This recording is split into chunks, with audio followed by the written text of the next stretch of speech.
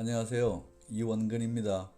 지난 영상에서는 영어의 팔품사와 한국어 구품사를 비교하며 우리말의 조사에 해당되는 품사가 없는 영어의 의사전달 체계와 한국어의 차이점을 이야기했습니다.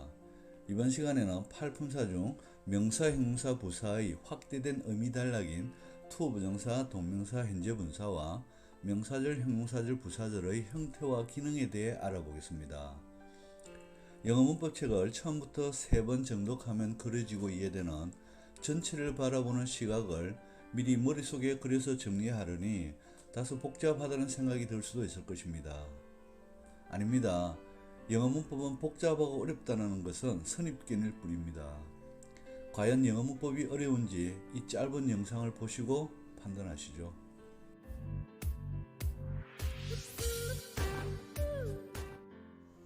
한국어 영어를 공부하다라는 어구를 영어를 공부하는 것 또는 영어를 공부할, 영어를 공부하려고, 영어를 공부하여서 에서처럼 는 것, 을, 려고, 려서 등의 조사형 의미를 부착하면 이 공부하다는 동사는 동사 기능을 유지하여 목적을 가지지만 덩어리로서 전체는 또 다른 기능으로 배신하는 것이죠.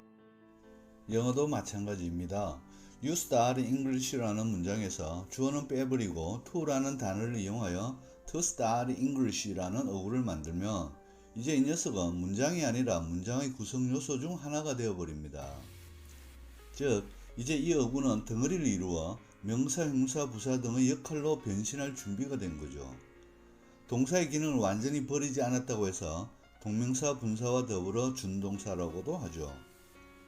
지난 영상에서 영어는 격조사라는 문법적 장치가 없으므로 term과 love라는 단어는 문장에서 역할을 파악하기 전에는 그 품사와 의미를 알 수 없다고 했죠. To start English 또한 아직은 미완의 존재인 것입니다. 문장 속에서 위치와 역할에 의해 그 의미가 확실하게 드러나는 것입니다. To start English 뒤에 동사 is가 등장하고 나서야 주어로서 생명력을 가지게 됩니다. 이들을 만나기 전에는 미완의 존재인 것이죠. 그래서 우리말 주격조사 on이 생각나서 영어를 공부하는 것은 중요하다라는 우리말이 만들어지는 것입니다.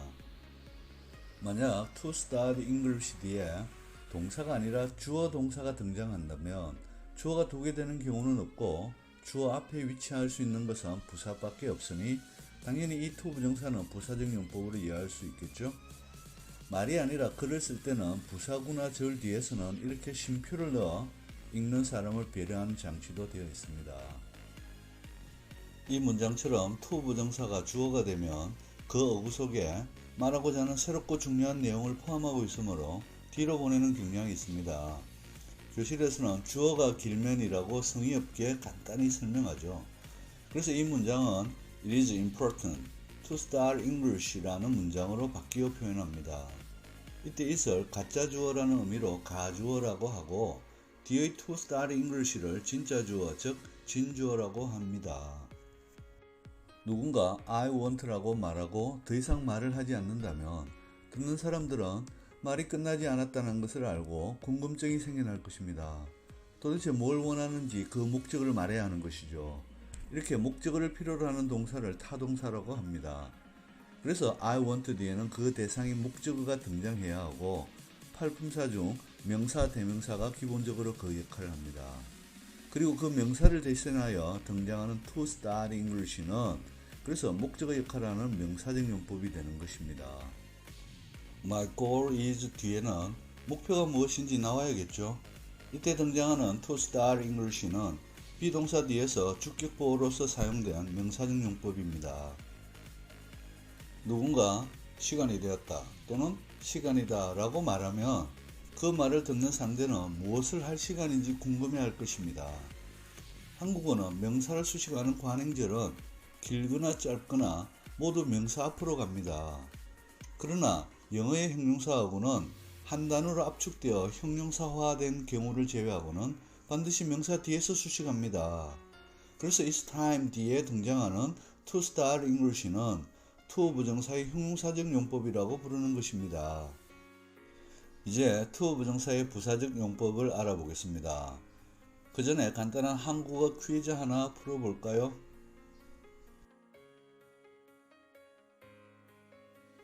아마 초등학교 저학년 정도만 되어도 정답은 2번이 되어야 흐름이 자연스럽다는 것을 알 것입니다. 영어 또한 마찬가지입니다. I'm here 뒤에 등장하는 to study English는 그래서 영어를 공부하려고 라는 우리말 해석이 생겨나는 것이죠.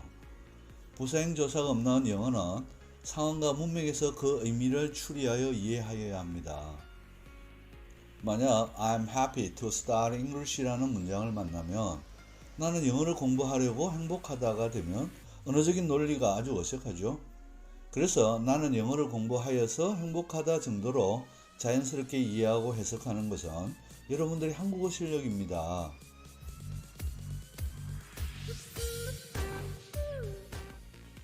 이제 Swimming in the River를 해석해 보죠.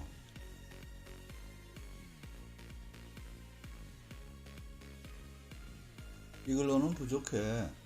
해석이 안 돼 라고 하면 이제 영어를 이해하기 시작한 것입니다.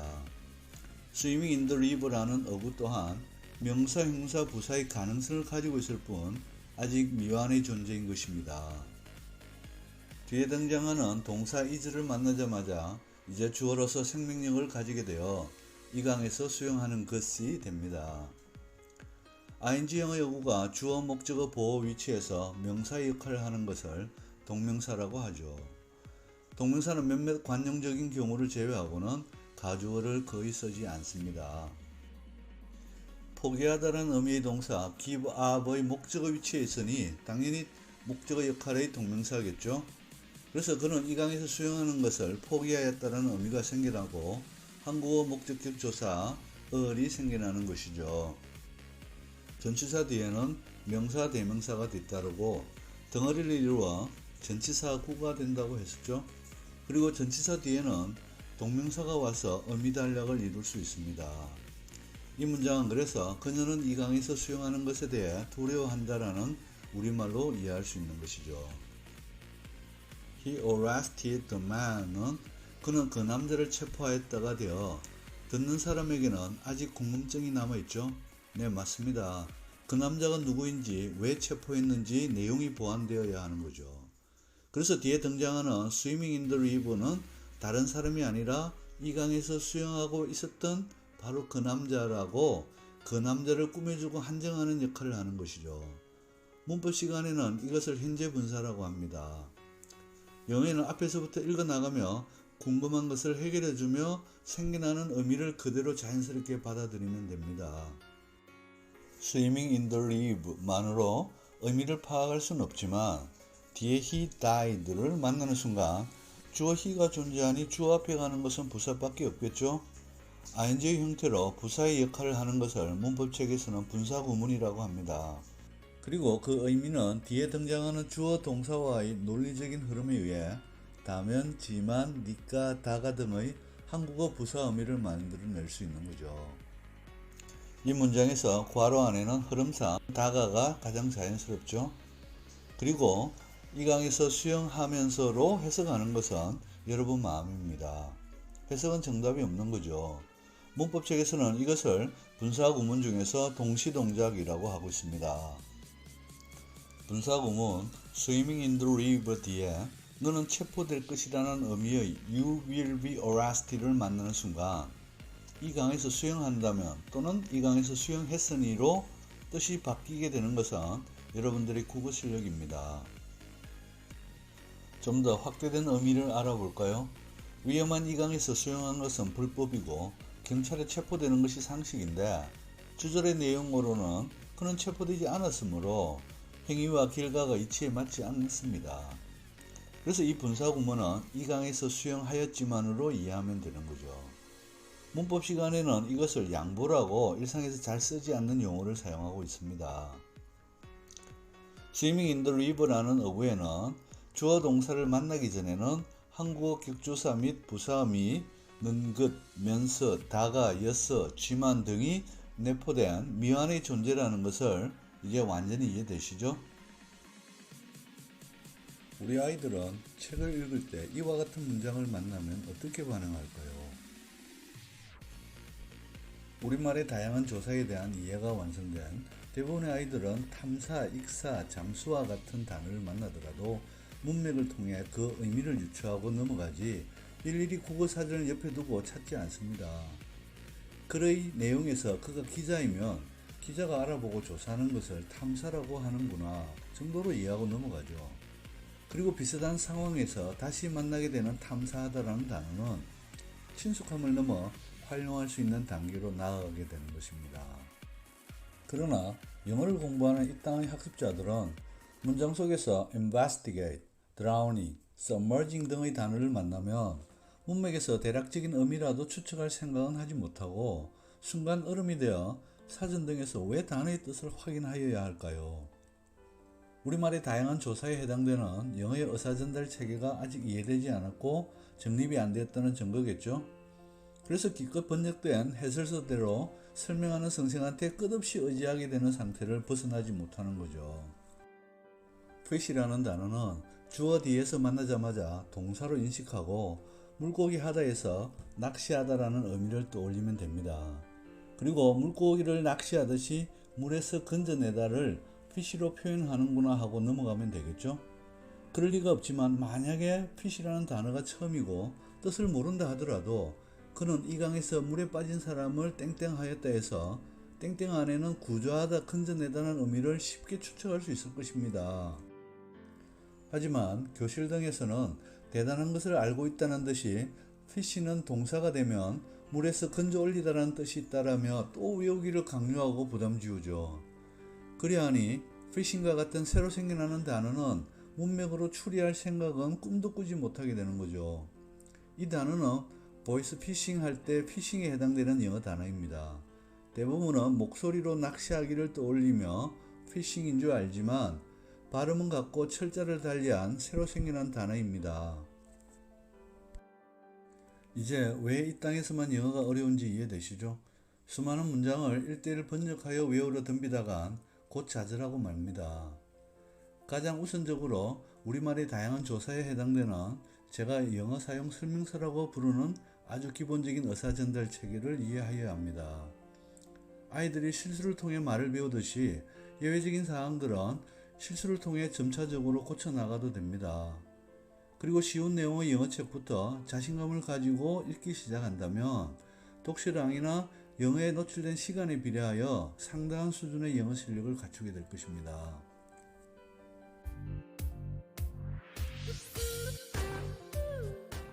이제 명사, 형용사, 부사의 확대된 어미단락인 고아절을 정리해 보겠습니다. 다시 한번 강조하지만 고아절은 비록 길고 복잡한 듯 하지만 문장이 아닙니다.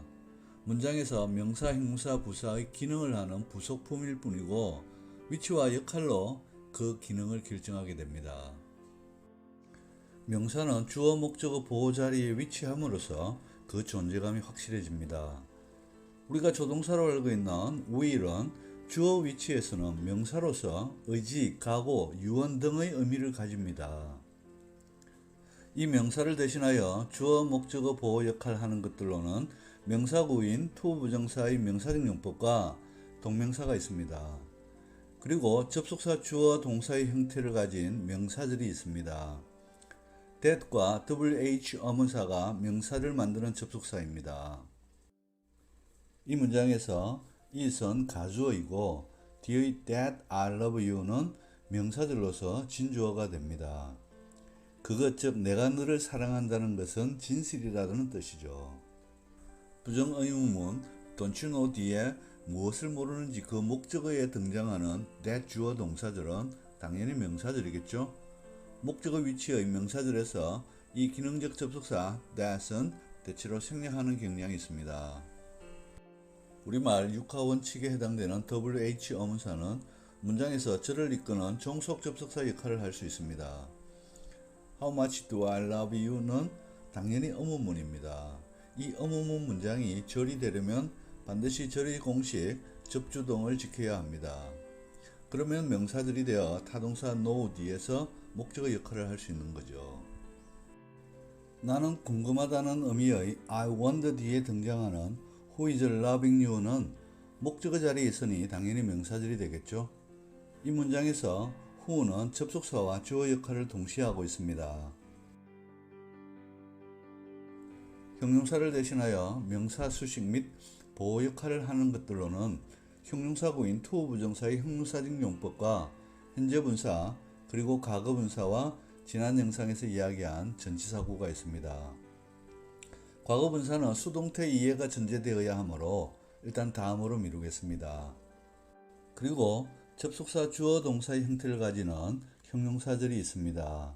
각종 문법책과 교실에서는 관계사절이라고 하는 형용사절만큼은 선행사라고 하는 꾸밈을 받는 명사가 절 안에서 반복되므로 절 안에서는 주어나 목적어 등이 생략됩니다. 그 사람이 누구이니에서 그 사람을 수식하는 어구가 나와야겠죠.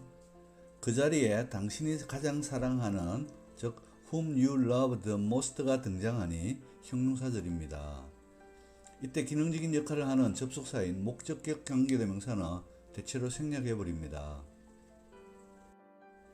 마지막으로 부사를 대신하여 목적, 장소, 방법, 시간, 조건, 이유, 양보 등의 의미로 동사를 수식하는 것들로는 부사구인 투 부정사의 부사직 용법, 분사구문, 그리고 전치사구가 있습니다.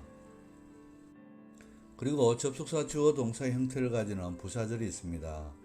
부사절 접속사는 WH 어문사 외에도 다양한 종류의 접속사가 있으며 형용사절과 달리 접속사 뒤의 문장은 구성 요소가 모두 등장하는 완전한 문장이어야 합니다. 접속사 before, after, because, if, till, though, as 등이 뒤에 주어 동사를 이끌면 무조건 부사절로 보아도 무방합니다. 접속사의 뜻만 외우면 되겠죠? 다만 before, after, till은 뒤에 명사만을 등장시켜 전치사 기능으로도 쓰입니다. 지금까지 시청해 주셔서 감사합니다. 다음 시간에는 우리말 격조사와 동사 의미에 해당되는 어순을 이해하는 데 있어서 아주 중요한 문장의 종류와 영어의 평서문 어순 체계의 전형인 5형식 패턴에 대해 알아보겠습니다. 바이.